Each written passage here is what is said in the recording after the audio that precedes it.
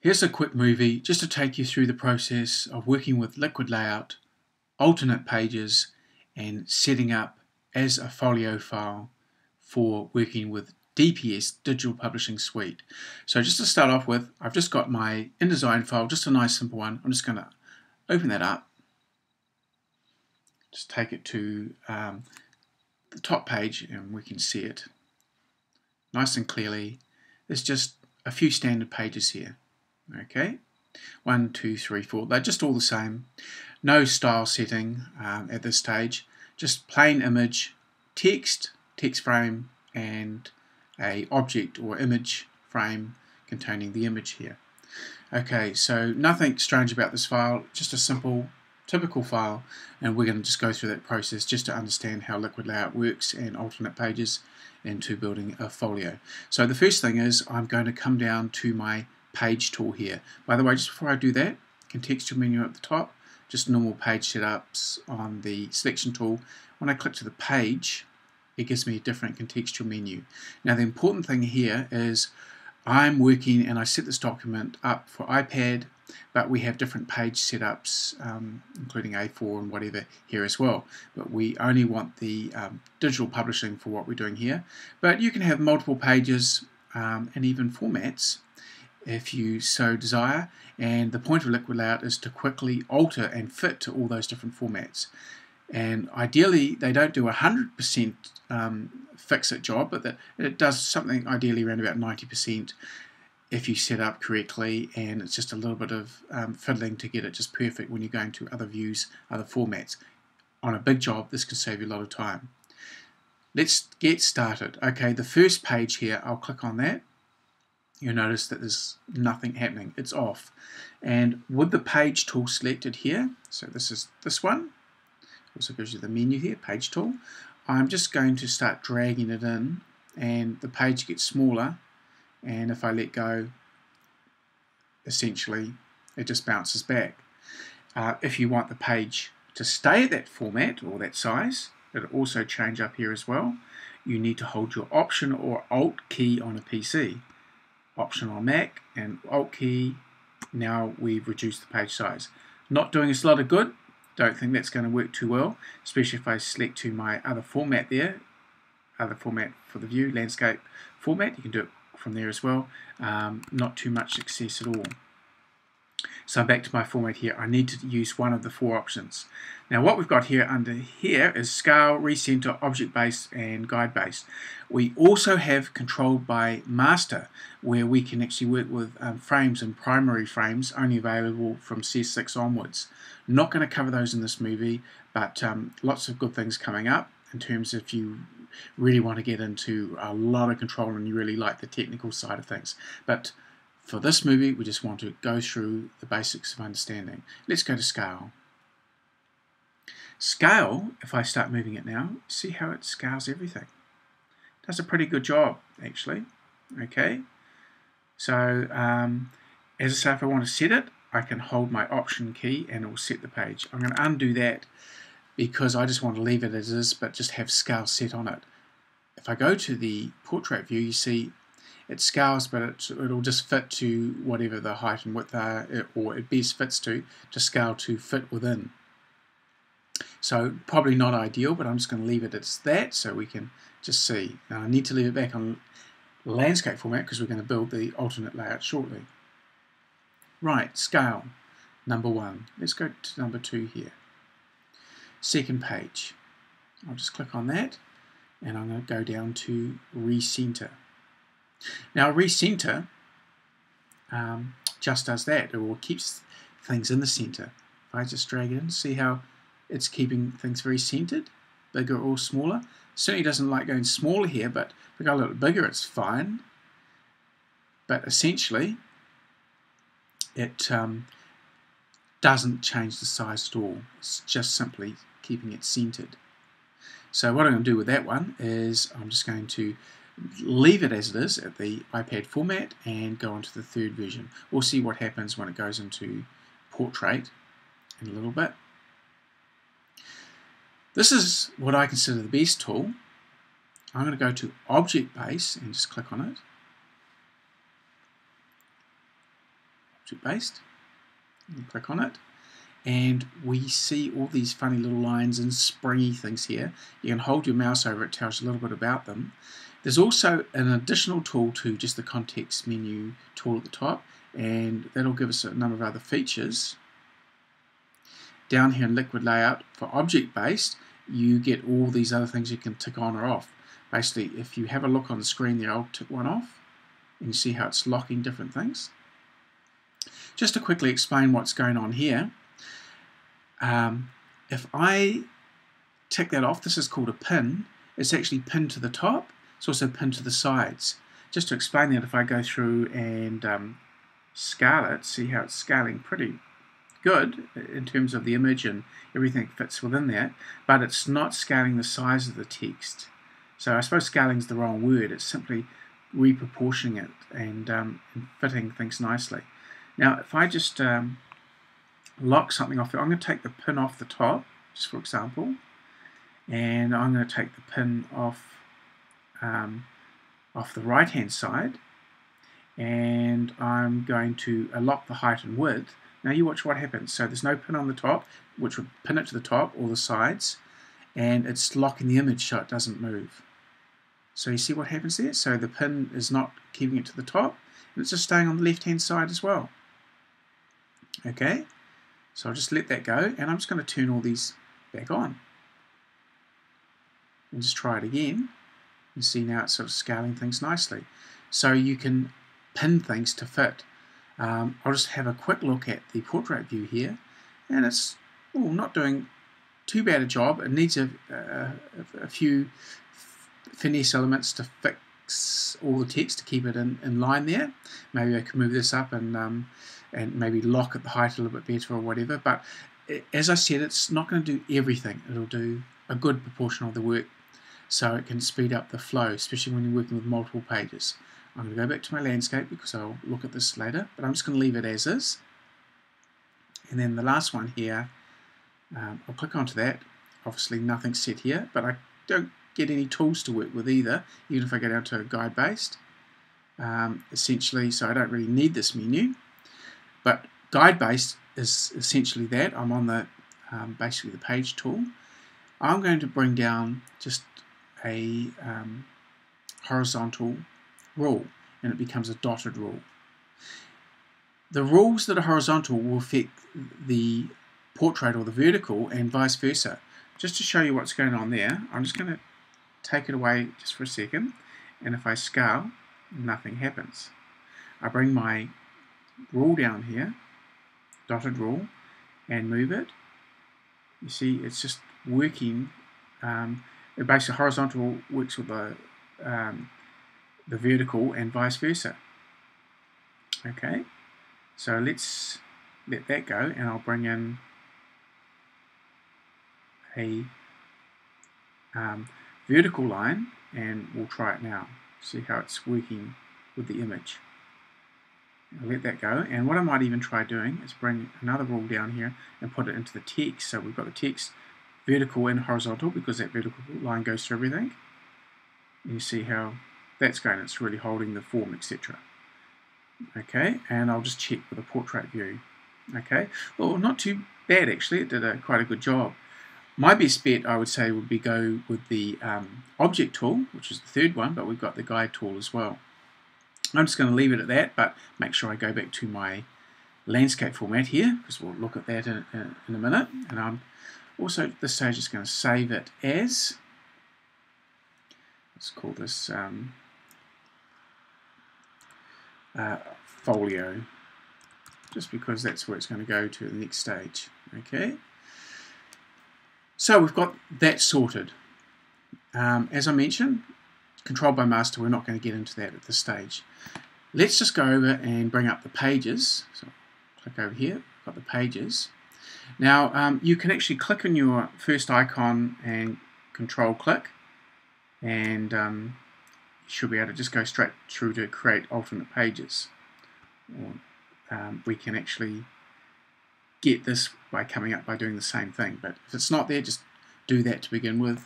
Option click, just that first page to get started. What I'm going to do is just need to click the first page to get going, and I'm going to click on this menu, whether you did it from the other version or just straight from here, and go to Create Alternate Page Layout. We've got horizontal, H, knows that, and it's highlighting the V, okay, for vertical. So I'll just go OK. And here we are with our horizontal and vertical format. As well as that, if we go down here to see what's going on, I've got this little button at the bottom, and it's a split view. So just down here, if I click that, it comes up with the split view. And I'll just move this out of the way just for a minute so we can see what's going on here.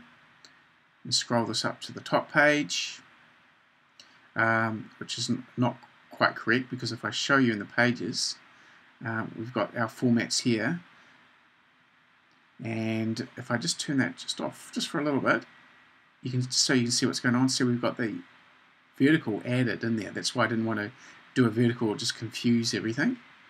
And it's just loaded in directly underneath. Okay, so back here to the split view.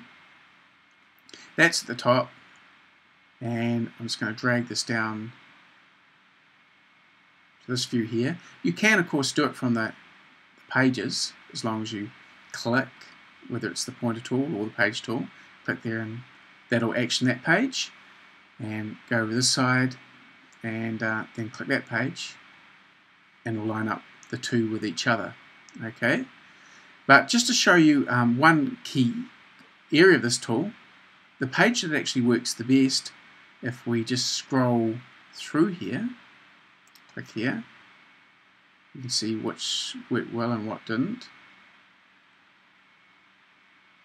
is generally the object tool, which had the lines going through it, I think. No, actually it wasn't. It was the, in this case, the guide view. Well, in this case, the guide worked best. That's what we worked with. So I'm going to just click on here and go all the way to the 4th page. And what I'm going to do is, with my type tool, in fact even with my pointer tool, just double click on the panel here, and I'm going to get rid of the word quick. Now the important thing is this page aligns to this page, okay? And I'm just going to go and delete. See this page, just a linked icon? When I delete this, you can see what happens here. It has a error message. I'm going to go back to my pointer tool, just here, and then double click on that. Okay, and now it's got rid of the quick, and it's matched, and there's no more errors there. So I'll just save it at this stage. So we've got our layouts done. We need to build our portfolio now. To quickly go into the stage, we have all the tools down here. Now I'm not going to take you through all the effects. That's in the folio overlays panel, and the videos will cover that, the other videos, and what will be done in class. This is simply, we're going to go to the folio builder to construct the folio, the articles and the pages. You have the outer folio, the articles sit within that, and the pages sit within that, being the vertical and horizontal pages. Okay, let's just open this up. What you can do is, essentially, you can sign directly in. Actually, I'll go right back to the outer side here. Oh, I'm already signed in, and you can tell I'm signed in because I've got this filled in dot. Okay, so basically when you click on this, or it'll ask you to sign in, and just click on it. This stuff is sitting on the cloud, and to see what's on the cloud and what's not, these are shared objects, or shared books, magazines, DPSs, layouts, but you can see just the local ones. I've got no local ones at the moment. Private ones, well, they're pretty well all private except for the shared ones. But I'll go to shared, just the shared objects. And as I say, there's no local here at the moment. Okay, but I'm just going to go to, I think I'll just go to all so you can see what's happening. This is sitting on the cloud. This is the folio creation tool. I'll click on that, and it comes up here, and basically all I need to do is give it a name.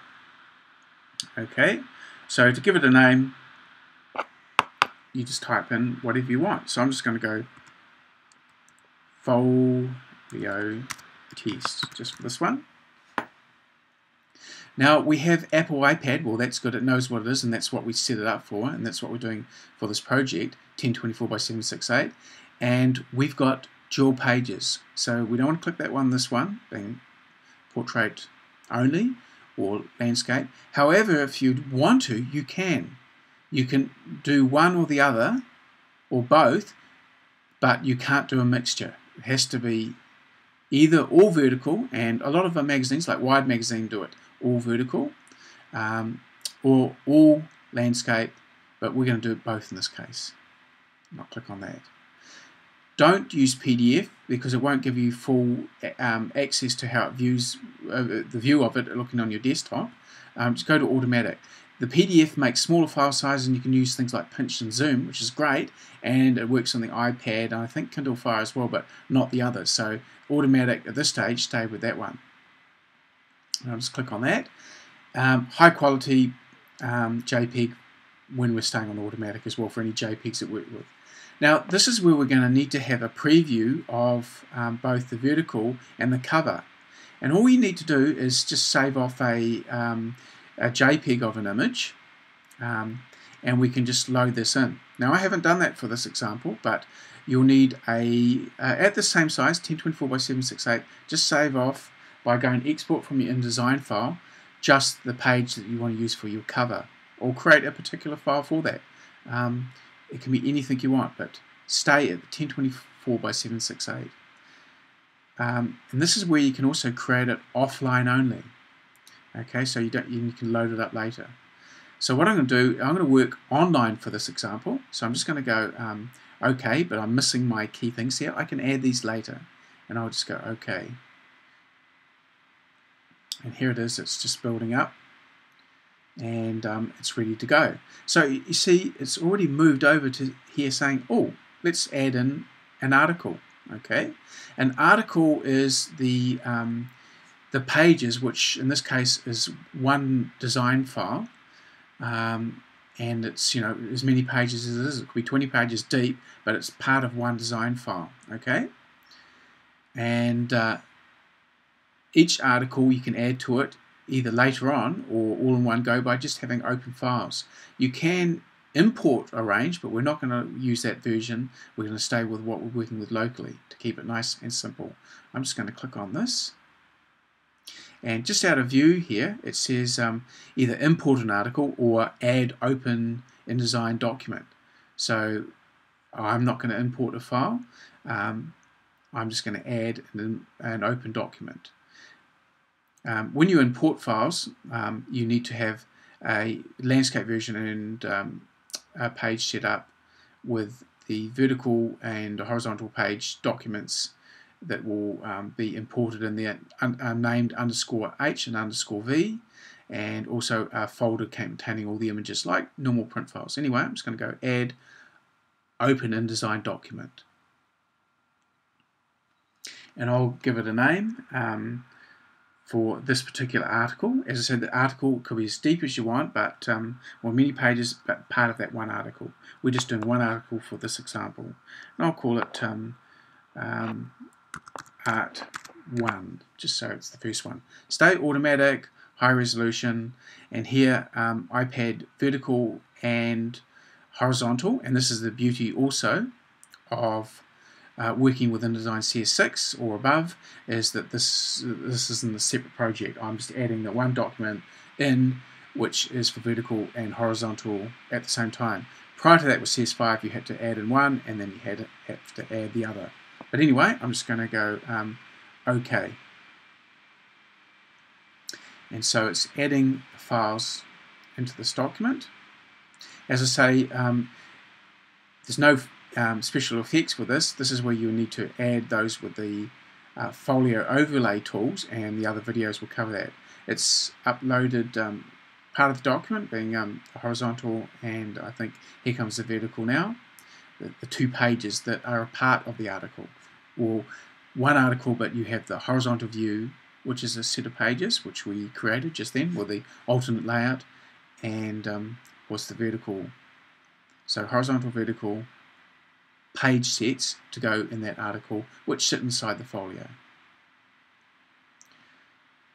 And this is also being loaded to the cloud as well. So that's why it's taking a little bit longer. You can do it a little bit faster local and then just load the whole lot up. But I'm working directly on the cloud. So when you check your cloud access, you'll see this file just appears directly in there. So just going through at that stage, you see this arrow here. This will take you back out to the outer folio. This is the articles, and you'll get as many articles in here. These will be sets of pages. Okay. So it's just loading in those files at the moment. And once it's loaded, we can have a look at where the other pages sit as well, and then we'll just test it. So as this file loads in, it shouldn't take too much longer.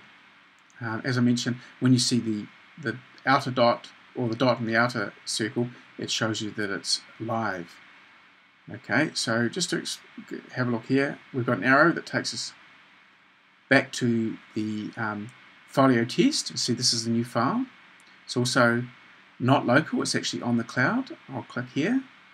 We're in the art, which is the article. If I click here, it will show us both landscape views. Now at this stage I can just go and highlight one and just see how it works by going to my preview button down the bottom here. But what I want to do is go all the way back to the folio, make sure that's highlighted, and I'm just now going to, not click on that one, but I'm just going to preview it, okay? So with that, just tick there, not this button, but click on this button for the preview. Now, if you do have an iPad, and I click this button, it might not come up in your view, but mine says preview on desktop. But if I have my iPad plugged in, or you have an iPad, it will give you another option so you can actually see it actually on the iPad, where if you were using PDF, you'd get all the pinch and zoom effects. But just for the desktop view, that's why we stay with automatic. I'm going to click preview on desktop. It's now loading up that article, and it's bringing in my content viewer here. And here's all my pages. If I just scroll through. Okay. And just up into the view here, I can go to my portrait view. And you can see some pages obviously work better than the others. And obviously you need to make sure you design them both so they work in both formats. So that's how easy it is to put together. You can also use Command R to actually just take it to the other view. And you do have tools in here to zoom in, actual size and all that sort of thing. So the other movies, in fact what we'll do in class as well, we'll take you through lots of effects and how we can put things together. And it's all relatively simple, but that's how we work with DPS from liquid layout through to an action folio file.